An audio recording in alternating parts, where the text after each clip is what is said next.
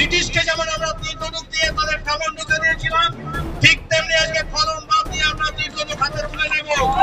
প্রশাসন কাছে আমরা আবেদন করছি, ইলেকশন কমিশন বসুক এই 29 তারিখের আগে, তাহলে শিয়াল কুকুরের মতন আমরা খুঁজে তীর্থনুক দিয়ে তাকে ওই বাগান থেকে বের করতে সময় লাগবে না। এই গণেশ কুমার মুর্দাবাদ মুর্দাবাদ মুর্দাবাদ। এই গণেশ কুমার মুর্দাবাদ মুর্দাবাদ।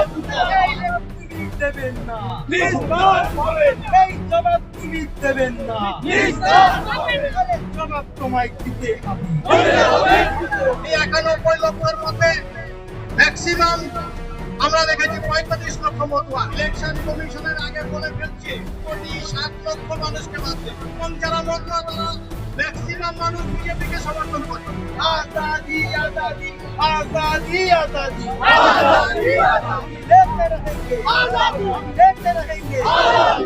कुछ भी कर लो आजादी, पुलिस बुलाओ आजादी, डंडे मारो आजादी, गोली मारो आजादी, हक हमारी आजादी, हम छीन के लेंगे आजादी, प्यारी प्यारी आजादी।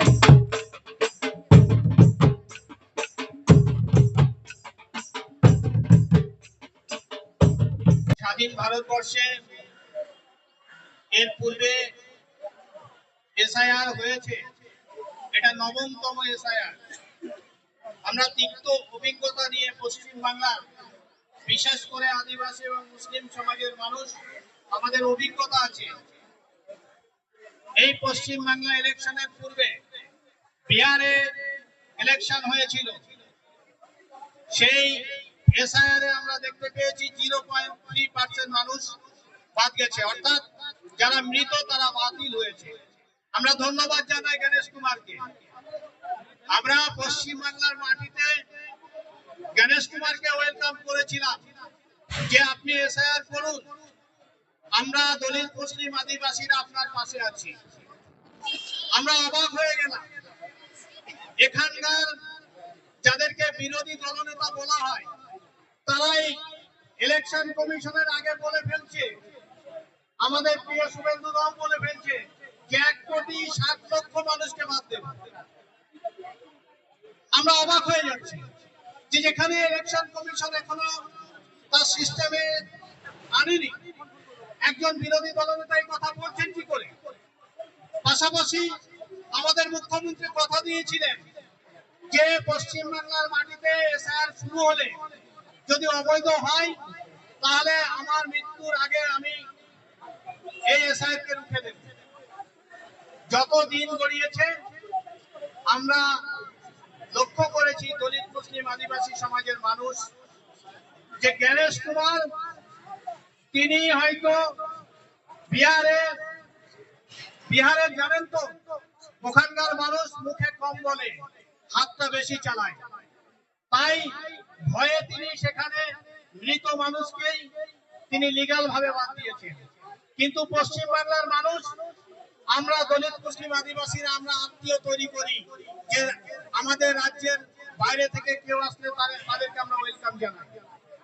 দুর্ভাগ্য পশ্চিম বাংলার মাটিতে দেখেছি প্রথমে বলেছিল যে মতুয়াদেরকে আমরা বেনাগরিক করব, কারণ তারা অনুপ্রবেশকারী। আমরা বললাম অখণ্ড ভারতের একটি অংশ মতুয়া, এবং এই 91 লক্ষের মধ্যে ম্যাক্সিমাম আমরা দেখেছি 45 লক্ষ মতুয়া, এবং যারা মতুয়া তারা ম্যাক্সিমাম মানুষ বিজেপিকে সমর্থন করে। আমরা অবাক হয়ে যাচ্ছি যে যারা বিজেপিকে সমর্থন করে তাদেরকেও এই এসআইআর এর মাধ্যমে অবৈধ করছে কেন?